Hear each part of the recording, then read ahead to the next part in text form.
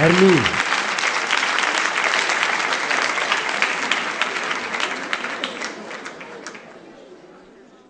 Ermi! Ermi! Porco cane che accoglienza? C'è nessuno qua? Oh, scusate. Scusate signori, io sono un ragazzo del nord. Insomma, proprio del nord no. Io volevo fare l'attore qui nel settentrione dell'Italia. Per mantenermi agli studi di recitazione facevo il rappresentante di Biancheria Intima, ma dato il mio accento non propriamente settentrionale, non riuscivo a vendere neanche un tanga. Io non dico che i settentrionali abbiano un atteggiamento precostituito nei confronti di noi meridionali, diciamo che mantengono le distanze, a stessa distanza che c'è fra Palermo e Milano, 1500 km.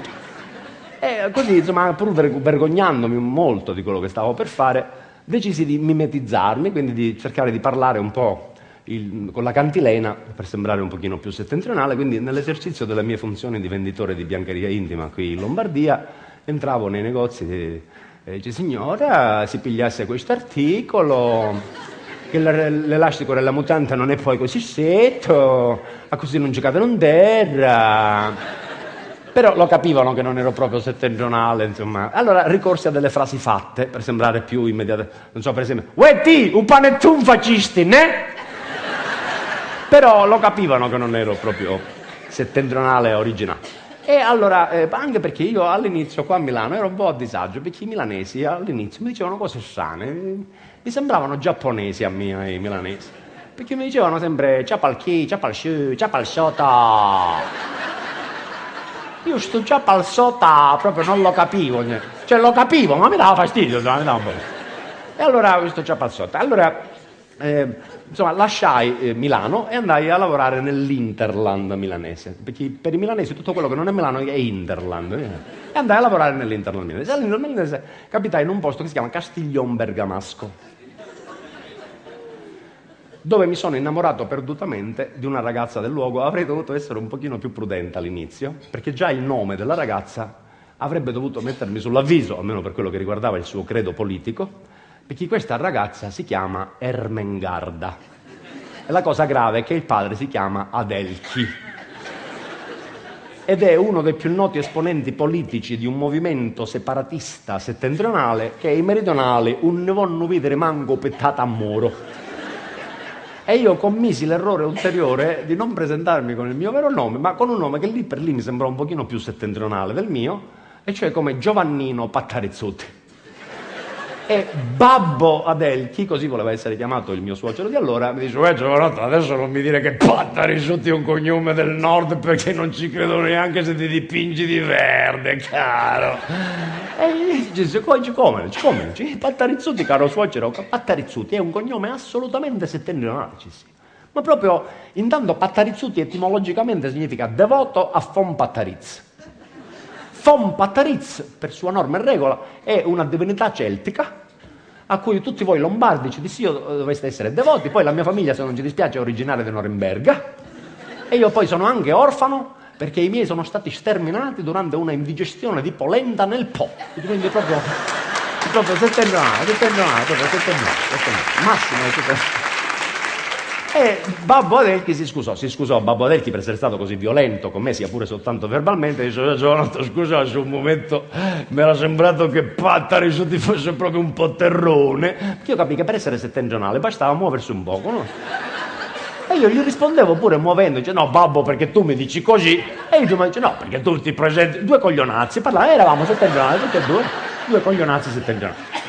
Però poi dopo un po', Babbo Adelchi mi prese un po' in simpatia, mi diede anche dei libri di testo, addirittura che io avrei dovuto studiare per migliorare ulteriormente il mio dire settentrionale.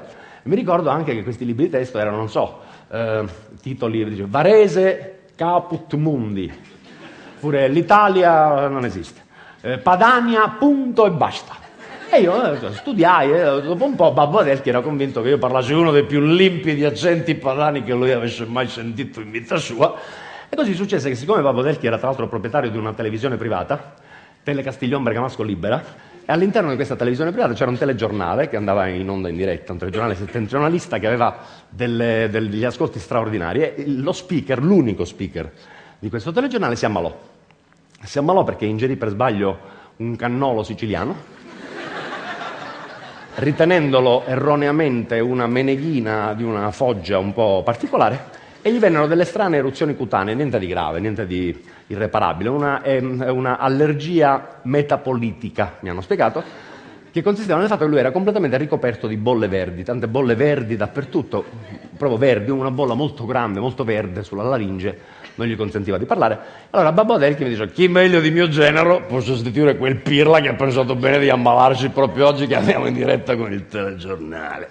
E preso alle strette da questo entusiasmo straordinario del mio suocero di allora, accettai di sostituire lo speaker al telegiornale. Mi portarono nella sede di questa Tele Castiglione Bergamasco Libera, c'era uno studio televisivo a tutti gli effetti, telecamere dappertutto, monitor, eidofor, cavi elettrici, laser, una cosa di grandissimo prestigio, tecnologico anche.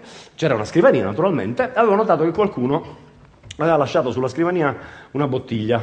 Pensavo l'avessero lasciata lì per sbaglio.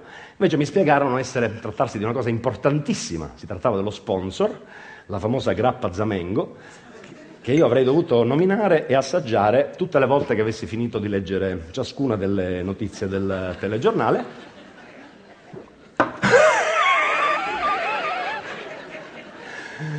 E avrei dovuto dire con forte accento padano: con la vodka dici da Svidania, con la grappa Zamengo, viva la Padania! E mi avvertirono che sarebbe partita una sigla del telegiornale un po' forte per me, e io inforcai gli occhiali perché mi sembrava che gli occhiali potessero, conferirmi un aspetto un pochino più nordico del mio, e un assistente dello studio mi portò le notizie del telegiornale che avrei dovuto leggere. Mizzichina, che bello pezzo di femminone che... Bella tusa! Bella tusa! Bella tusa! E insomma, di lì a poco andammo in onda.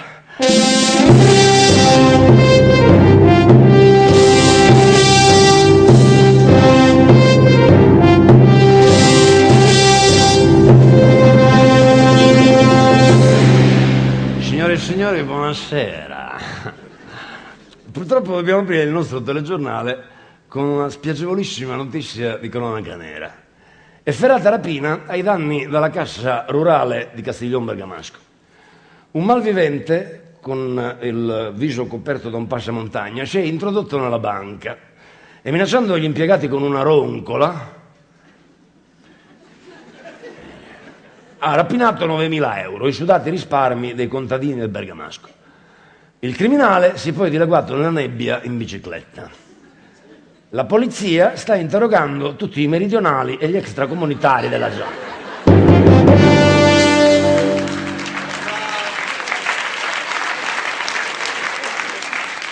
Con la vodka dici da Svidania, con la grappa Zamengo, viva la Padania! Un team di esperti si è riunito per risolvere l'annoso problema della scarsa produzione di latte da parte delle mucche del nostro paese. Dopo una lunga sperimentazione con vacche e cavia, si è giunti alla conclusione che per aumentare la produzione di latte le nostre mucche debbano ascoltare della buona musica.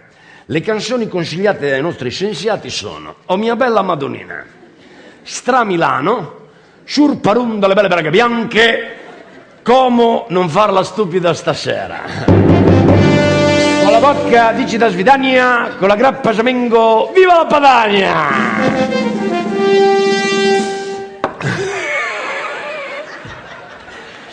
Però mica male. E adesso, cari telespettatori, abbiamo leggere le altre notizie. L'associazione Lombardia e Lombard, per dimostrare di non essere razzista, organizza un corso di milanese per meridionali. Terum, come dal seguente bando: Cours de milanese per i teroni. L'associazione Lombardia e Lombard l'organizza un corso de milanese per i teroni. Per poter fare il corso e il terum e il dovrà: primo, ves ben lavà e ugà, disinfettà con il spirit e profumà con l'acqua di colonia. Secondo, fas ossigenare i capelli per tirare via un po' l'aspetto del bruttarone. 3. Presentare il certificato di residente in Lombardia di almeno 5 anni. 4. Impegnarsi a chiamaminga chi parenti, amici, compagnia bella per almeno 10 anni. 5. Presentare una dichiarazione di impegnarsi a andare domani in di bar, in di carrozze di tram e della metropolitana e indica riservare ai taroni ed andare no in di post frequentati a Lombard. 6. De duprai strade domani per andare da qua alla bottega e dalla bottega a qua, prima del tour della mattina e dopo il sesur del dopo mezzodì. Più si sveglia che poden e dopo state poi in qua senza farsi vedere in giro, e questo per mingare un picuium alla gente della Lombardia. È possibile.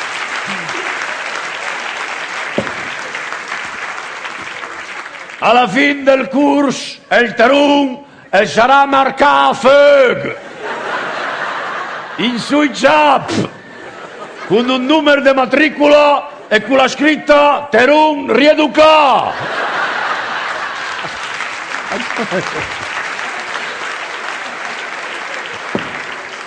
Solamente a queste condizioni il brutto Terun potrà imparare il milanese e viva Milano. Alla fine creperà e sarà sotterrato in un campo apposta per i terrori come lui, ma sempre in del cimitero come i lombardi, e vada via i ciap.